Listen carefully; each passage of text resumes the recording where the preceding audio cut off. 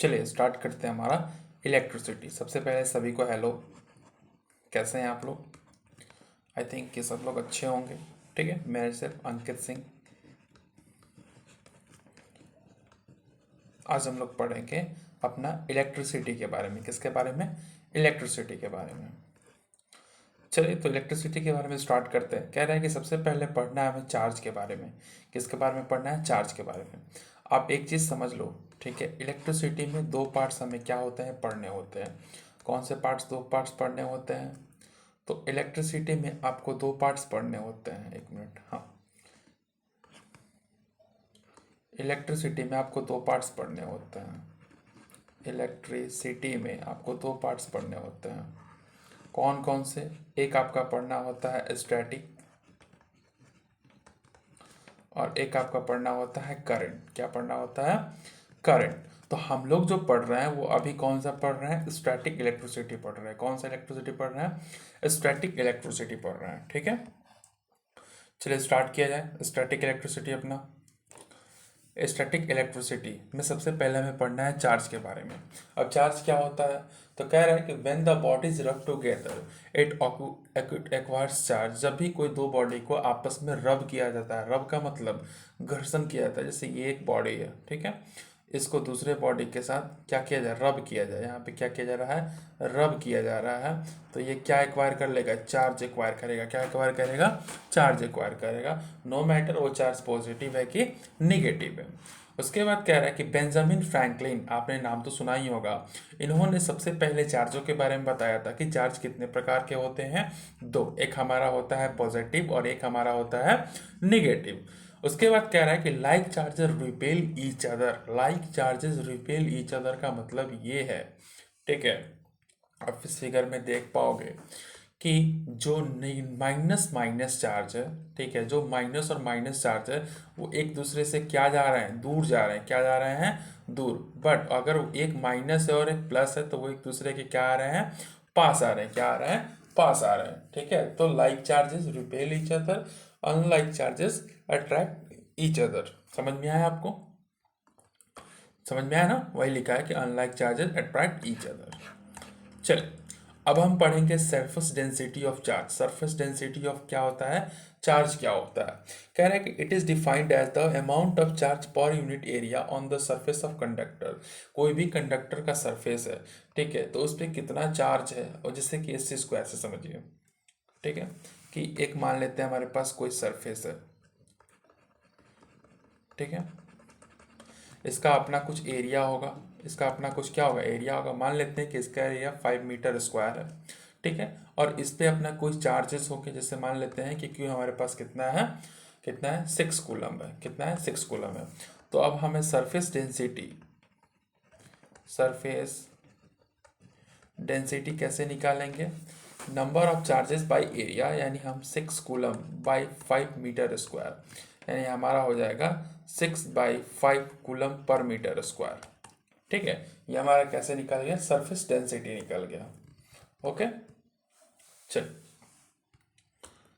ये रहा आपका सरफेस डेंसिटी। ठीक है, तो आप नोट डाउन कर लोगे सरफेस डेंसिटी क्या होता है। उसके बाद नेक्स्ट हम बात करते हैं the surface density of a charge at a point on the surface of a conductor depend upon the shape of conductor. वो शेप पे क्या करता है? डिपेंड करता है। क्या करता है? डिपेंड करता है। ठीक है, तो ये हमारा क्या होता है? Surface density of charge. उसके बाद बात करते हैं नए टर्म हमारे कंडक्टर के बारे में। अब कंडक्टर क्या होता है? तो the material which allow electricity to pass through them, यानी वैसे मटेरियल जो इलेक्ट्रिसिटी को पास करते हैं उन्हें हम क्या कहते हैं? कंडक्टर। क्या कहते हैं? कंडक्टर। इन्हें हिंदी में क्या कहा जाता है? सुचालक। क्या कहा जाता है? सुचालक। ठीक है, अगले जो हमारा वीडियो होगा, नेक्स्ट वीडियो, जो नेक्स्ट वीडियो होगा हमारा होगा, ठीक है, उसमें हिंदी भी रहेंगे नोट्स में। उसमें क्या रहेंगे? हिंदी रहेंगे। ठीक है, जिससे आपको क्या होगा? परेशानी नहीं होगा। चलिए फिर नेक्स्ट स्लाइड पे हम चलते हैं अपने। नेक्स्ट जो हमारा स्लाइड है उसमें इंसुलेटर के बारे में दिया गया है। हमने पढ़ा वैसे मटेरियल जो क्या इलेक्ट्रिसिटी को कंडक्ट करते हैं उन्हें क्या कहते हैं, कंडक्टर। और वैसे मटेरियल जो इलेक्ट्रिसिटी को कंडक्ट नहीं करते, यानी the material which do not allow electricity to pass through them is called क्या, इंसुलेटर, इज कॉल्ड इंसुलेटर। जैसे लकड़ी हो गया, पेपर हो गया, मिक्का हो गया, प्लास्टिक हो गया, ठीक है, प्लास्टिक हो गया, रबड़ हो गया। रबड़ भी क्या होता है, एक हमारा क्या होता है, इंसुलेटर होता है। क्या होता है, इंसुलेटर होता है। जैसे देखते होंगे आप, जो इलेक्ट्रिशियंस होते हैं वो क्या करते हैं, रबर ग्लोव्स पहन के ही क्या करते हैं, काम करते हैं। क्या, तो यहाँ तक किसी कोई भी डाउट? चलिए फिर हम अपना स्टार्ट करते हैं कूलम्स लॉ। कूलम्स लॉ क्या कहता है? तो जैसे आपको याद होगा कि आपने न्यूटन्स लॉ पढ़ा था ग्रेविटेशन में, सेम वही कॉन्सेप्ट पे हमारा क्या है, कूलम्स लॉ है। क्या है, कूलम्स लॉ है।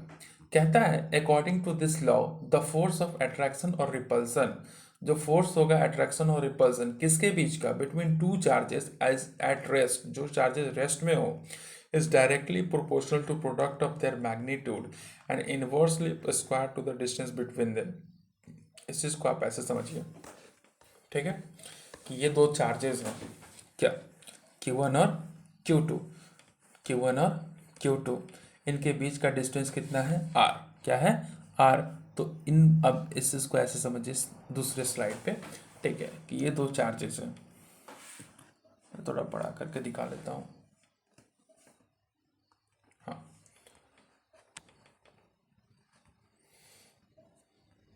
चल, ये एक चार्जेस है और ये एक चार्जेस है, ठीक है। अब इनके बीच का जो डिस्टेंस है, ये है हमारा Q1 और ये हमारा क्या है, Q2, ठीक है। इनके बीच का जो डिस्टेंस है वो कितना है हमारे पास, R। कितना है हमारे पास, R, ठीक है।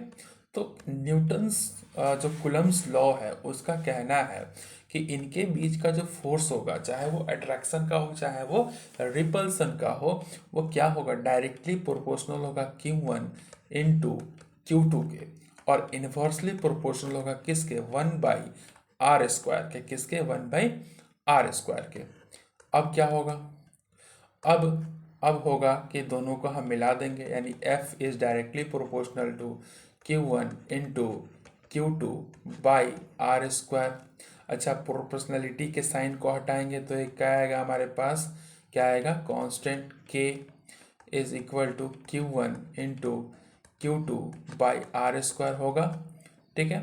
प्रोपोर्शनल को साइड को हटाएंगे ना। चलिए, अब क्या होगा हमारे पास, F इज इक्वल टू के का वैल्यू कितना होता है, के का वैल्यू कितना होता है, 1। क्या होता है, 1। तो फोर्स हमारे पास टोटल कितना आ जाएगा, Q1 इंटू Q2/r²। क्या हो जाएगा, r²। और यही हमारा होता है कूलम्स लॉ ऑफ इलेक्ट्रिसिटी। समझ में आया? ये आप नोट डाउन कर लीजिएगा। क्या यहाँ तक किसी को कोई दिक्कत, कोई डाउट? अगर कोई डाउट है तो पूछिए, अगर कोई डाउट है तो पूछिए, ठीक है। चलिए, फिर हम अपना चलते हैं नेक्स्ट स्लाइड पे। इलेक्ट्रिक फील्ड क्या होता है? अब इलेक्ट्रिक फील्ड क्या होता है बताइए। तो कह रहा है कि the space around a charge, किसी भी चार्ज के अगल बगल का जो स्पेस होता है, जैसे मान लो ये एक चार्ज है Q, ठीक है, तो इसके अगल बगल का जो स्पेस दिख रहा है ना, ये क्या होता है हमारा, इलेक्ट्रिक फील्ड। क्या होता है, इलेक्ट्रिक फील्ड होता है। Where the charge as had electrical effect, जहाँ पे चार्ज का अपना क्या हो, इलेक्ट्रिकल इफेक्ट हो, उसे हम क्या कहते हैं, इलेक्ट्रिक फील्ड कहते हैं। क्या कहते हैं, इलेक्ट्रिक फील्ड कहते हैं। इसमें किसी को कोई डाउट? चलिए, डाउट है तो आप क्या कर सकते हैं, कमेंट कर सकते हैं, ठीक है। अगर आपको डाउट है तो आप क्या कीजिएगा, कमेंट कीजिएगा, मैं बता दूंगा उस डाउट को, ठीक है। चलिए, नेक्स्ट हम बात करते हैं अपना, हाँ, हमने पढ़ा था like charger repel each other, unlike charger attract each other. तो आप यहाँ पे देख सकते हैं, ठीक है, कि between two equal and opposite charges, ये प्लस है, ये माइनस है। प्लस से निकल रहा है इलेक्ट्रिक फील्ड, माइनस में जा रहा है, तो ये एक दूसरे को क्या करेंगे, अट्रैक्ट करेंगे। क्या करेंगे, अट्रैक्ट करेंगे। बट इसके नीचे वाला जो दोनों के दोनों क्या है, प्लस है, तो ये एक दूसरे को क्या करेंगे, रिपेल करेंगे। क्या करेंगे, रिपेल करेंगे। ये इधर जाएगा और ये इधर जाएगा, ठीक है। चलिए, अब बात करते हैं इलेक्ट्रिक पोटेंशियल क्या होता है। तो the work done to move a unit positive charge from infinity to a point in the electric field. अब जैसे ये देखो, ये चार्ज है, इसके अगल बगल ये क्या है, इलेक्ट्रिक फील्ड है। क्या है, इलेक्ट्रिक फील्ड है। तो हम कहीं इन्फिनिटी मान लेते हैं, इधर क्या है, इन्फिनिटी। इन्फिनिटी से किसी चार्ज को हम इलेक्ट्रिक फील्ड में लाएं, तो इसमें जो हमारा काम हुआ उसी को हम लोग क्या बोलते हैं, इलेक्ट्रिक पोटेंशियल। क्या बोलते हैं, इलेक्ट्रिक पोटेंशियल। ठीक है, नेक्स्ट पेज में हमें पढ़ना है, एक मिनट। हाँ, उसे हम क्या बोलते हैं, इलेक्ट्रिक पोटेंशियल। क्या बोलते हैं, इलेक्ट्रिक पोटेंशियल बोलते हैं। F field is called electric field. अब इलेक्ट्रिक पोटेंशियल किसे कहते हैं, तो the work done to move one potential from one point to another in electric field, उसे हम क्या कहते हैं, इलेक्ट्रिक पोटेंशियल कहते हैं। क्या कहते हैं, इलेक्ट्रिक पोटेंशियल कहते हैं। अच्छा, इलेक्ट्रिक पोटेंशियल को कैसे डिनोट किया जाता है, भी से। कैसे डिनोट किया जाता है, भी से। फिर हम आपको बता दें पोटेंशियल इलेक्ट्रोकेमिकल सेल क्या होता है। तो सेल तो आपको सबको पता है, सेल क्या करता है, the device use to convert chemical energy into electrical energy. यानी वैसा डिवाइस जिसका इस्तेमाल हम लोग केमिकल एनर्जी से किस एनर्जी में कन्वर्ट करने के लिए करते हैं, इलेक्ट्रिकल एनर्जी में। उस डिवाइस को क्या कहते हैं, सेल। क्या कहते हैं, सेल, जिसे आप लोग बैटरी भी कहते हैं। क्या यहाँ पे स्ट्रक्चर दिया हुआ है, ठीक है। चल नेक्स्ट पेज पे हम चलते हैं अपने, ठीक है। नेक्स्ट जो हमारा पेज है वो कह रहा है कि टाइप्स ऑफ सेल। अब सेल के कितने टाइप्स होते हैं, तो बेसिकली सेल के कितने टाइप्स होते हैं, यहाँ पे दो टाइप्स दिए गए, एक प्राइमरी सेल और एक हमारा क्या है, सेकेंडरी सेल। प्राइमरी सेल क्या होता है, तो कह रहा है कि in primary cell electrical energy is obtain from irreversible chemical reaction taking inside the cell. कहने का मतलब है कि इसमें जो इलेक्ट्रिकल एनर्जी आता है वो सेल के अंदर हो रहे इरिवर्सिबल केमिकल रिएक्शन के कारण होता है। यानी अगर आप एक बार इसको इस्तेमाल कर जाओ तो फिर ये दोबारा इस्तेमाल करने के लायक नहीं रहता। जैसा कि आप इस फिगर में देख पा रहे हो, ये छोटे छोटे जो बैटरीज आपको दिख रही हैं, एक मिनट मैं थोड़ा सा दूसरा कलर ले लेता हूँ, ठीक है। हाँ, ये जो छोटे छोटे आपको बैटरीज दिख रही हैं, ये वाली, ये फिर ये फिर ये फिर ये सारे के सारे प्राइमरी सेल होते हैं। क्या होते हैं, प्राइमरी सेल, जिसका अगर आप एक बार इस्तेमाल कर गए तो दोबारा ये काम लायक नहीं होती, यानी इरिवर्सिबल होती है, अनचार्जेबल होती है, चार्ज दोबारा नहीं होती। बट अगर आप बात करो सेकेंडरी सेल के बारे में,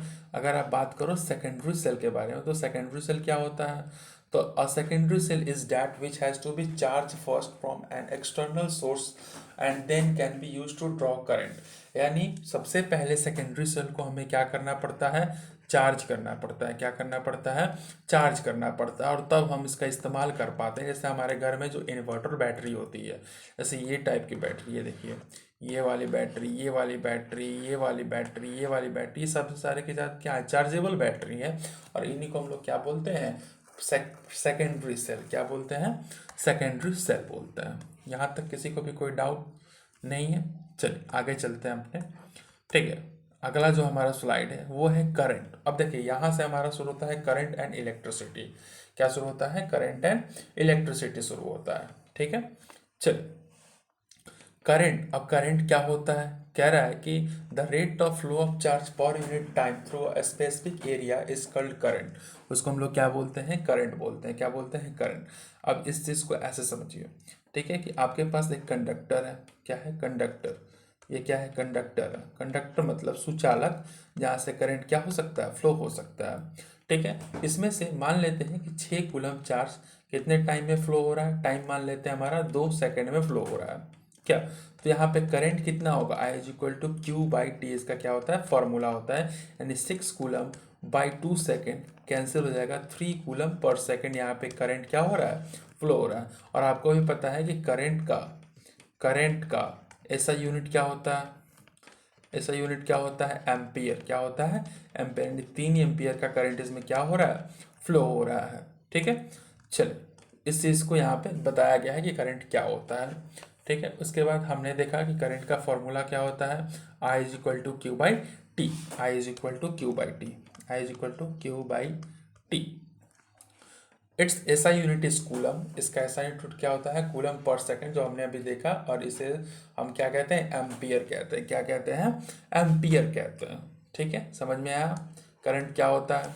फिर हम बात करते हैं रेसिस्टेंस। क्या होता है, रेसिस्टेंस, ठीक है। अब रेसिस्टेंस क्या होता है? तो कह रहा है कि the opposition offered by a conductor to the flow of current through it is called resistance.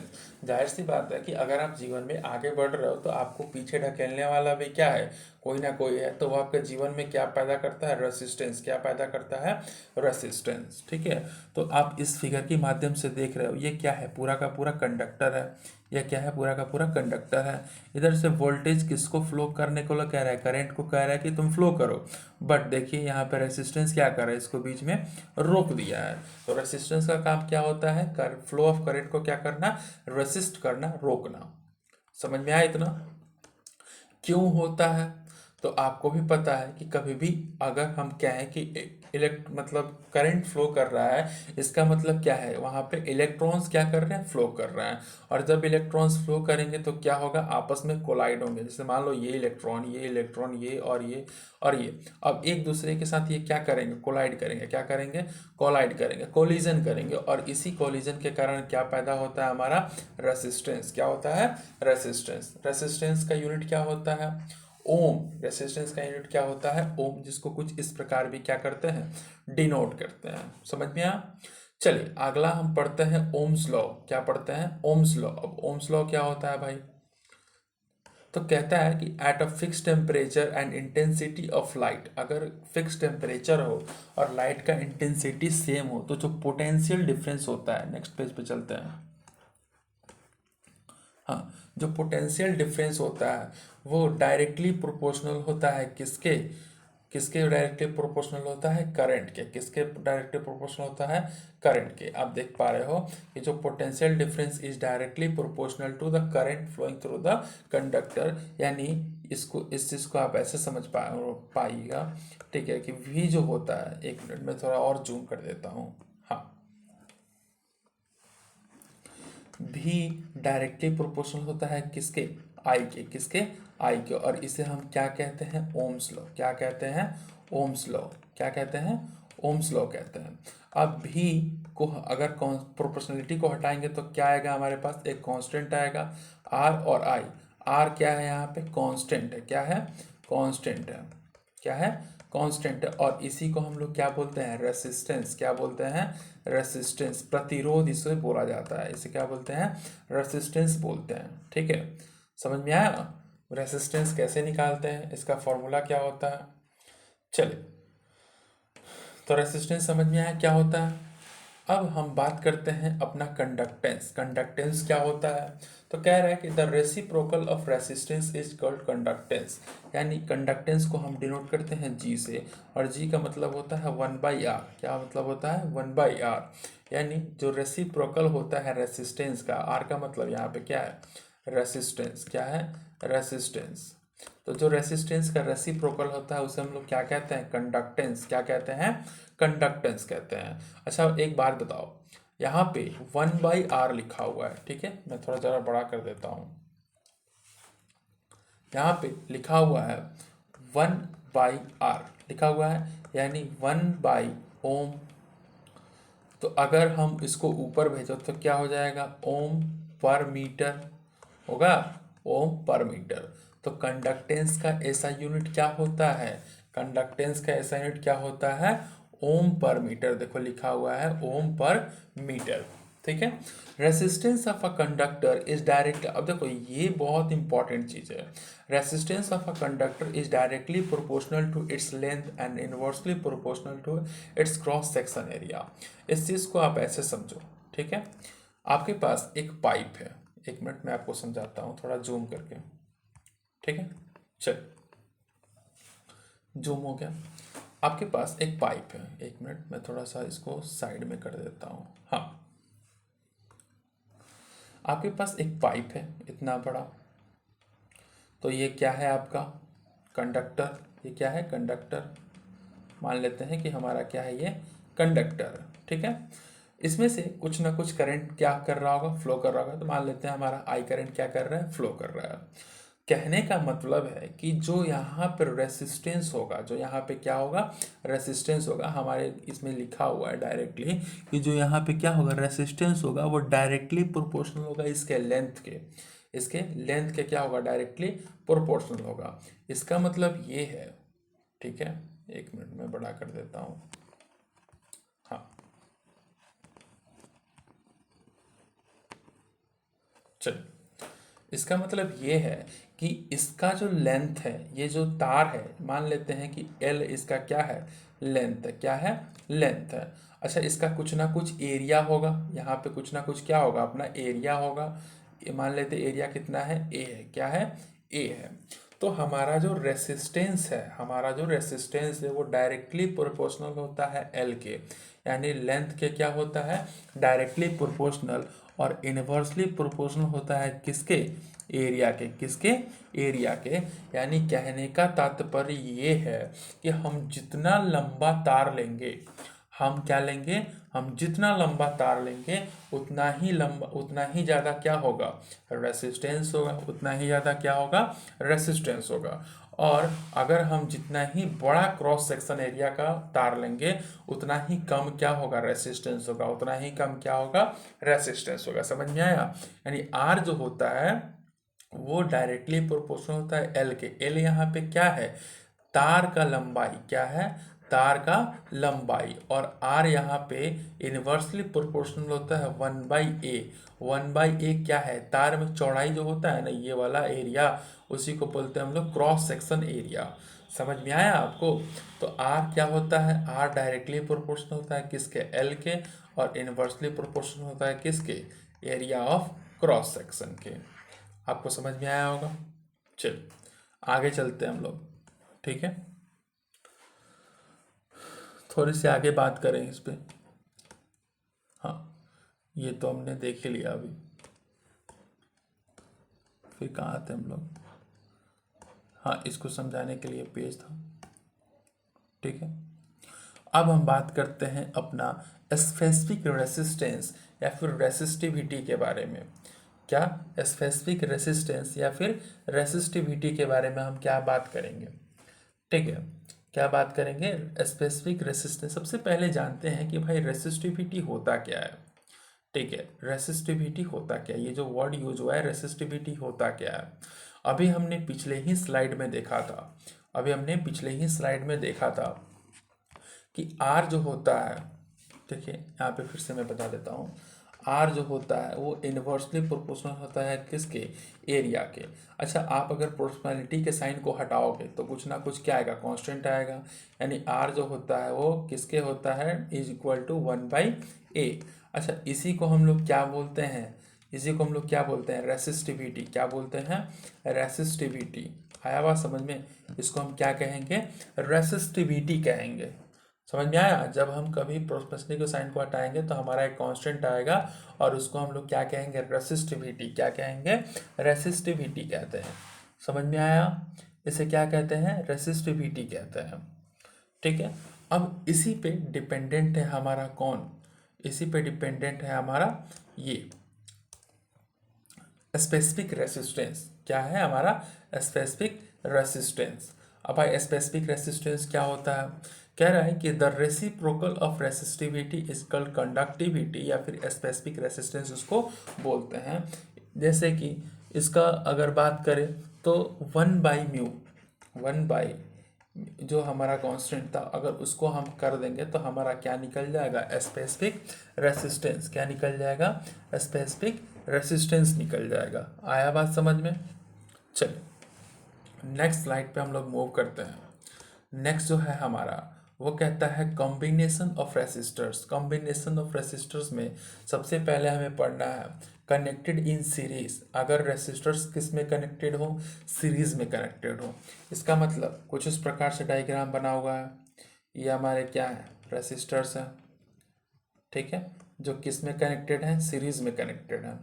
यहाँ पे हमारा सेल हो गया, यहाँ पे हमारा की हो गया, फिर यहाँ पे हमारा एमीटर हो गया, यहाँ पे जाके जुड़ गया, ठीक है। यहाँ पे R1 है, यहाँ पे R2 है, यहाँ पे R3 है। हमें पूछ रहा है कि भाई साहब बताओ टोटल रेसिस्टेंस कितना होगा, पूछ रहा है ये बताओ टोटल रेसिस्टेंस कितना होगा, ठीक है, टोटल रेसिस्टेंस कितना होगा। हम क्या करेंगे, R is equal to R1 plus R2 plus R3 plus dash dash dash plus RN तक जाएंगे।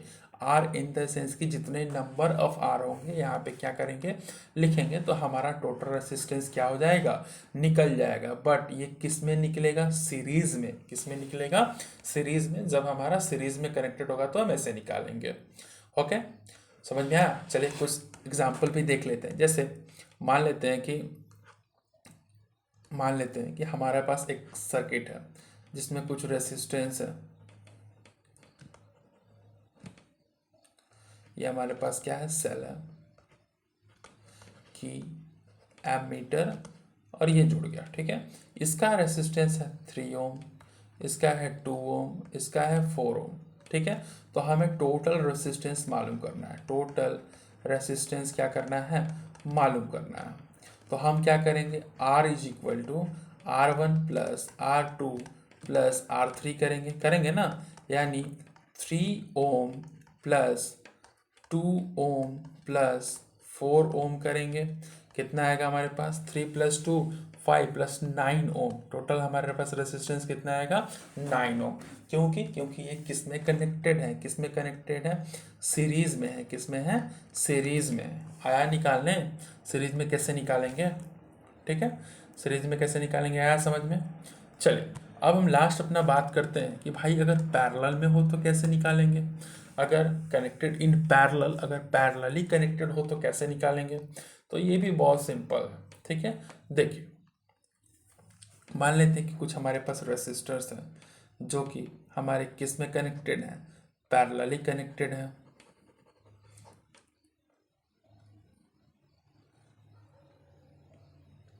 सॉरी, यहाँ पे थोड़ा सा गलत बन चुका है, मैं इसको मिटा देता हूँ, ठीक है। अच्छे से बनाते हैं फिगर।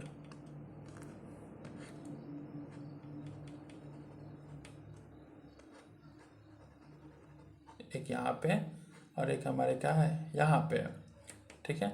ये तीनों आपस में क्या है, जुड़े हुए हैं। और फिर ये सेल से जुड़े हैं की यानी, और उसके बाद एमीटर और लास्ट हमारा जुड़ा हुआ है, ठीक है। मान लेते हैं कि हमारा ये जो है R1 है, ये R2 है और ये R3 है, ठीक है। तो टोटल रेसिस्टेंस कितना होगा बताइए, टोटल रेसिस्टेंस कितना होगा, टोटल रेसिस्टेंस कितना होगा। तो 1/R is equal to 1/R1 plus 1/R2 plus 1/R3 dot dot dot plus 1/RN तक होना पड़ता है। समझ में आया। टोटल रेसिस्टेंस कैसे निकालेंगे, इसमें 1/R कब, जब पैरेलली क्या हो, कनेक्टेड हो, क्या हो, कनेक्टेड हो। आई होप कि आपको ये चीज़ें समझ में आई होंगी। अगर जो भी चीज़ें नहीं समझ में आता है, बाय द वे हो सकता है कि आपको कोई चीज़ें नहीं समझ में आता है, तो आप क्या करोगे, उसको आप क्या करोगे, कमेंट कर दोगे। क्या करोगे, कमेंट करोगे, ठीक है। कमेंट करो, ठीक है, शेयर करो। बाकी अगर आपको अच्छा लगे तो आप सब्सक्राइब करो, ठीक है, लाइक करो। उसके बाद हम जो नेक्स्ट वीडियो लेकर आएंगे, ठीक है, उसमें भी लगभग 2 to 3 चैप्टर्स क्या रहेंगे, कवर रहेंगे। क्या रहेंगे, कवर रहेंगे। और प्लस प्लस नोट्स रहेंगे। क्या रहेंगे, नोट्स रहेंगे। नोट्स तो इसमें भी रहते हैं, बट इसमें हिंदी के नोट्स भी रहेंगे। किसके रहेंगे, हिंदी के भी नोट्स रहेंगे, ठीक है। मिलते हैं हम लोग नेक्स्ट वीडियो में, तब तक के लिए जय हिंद, जय भारत।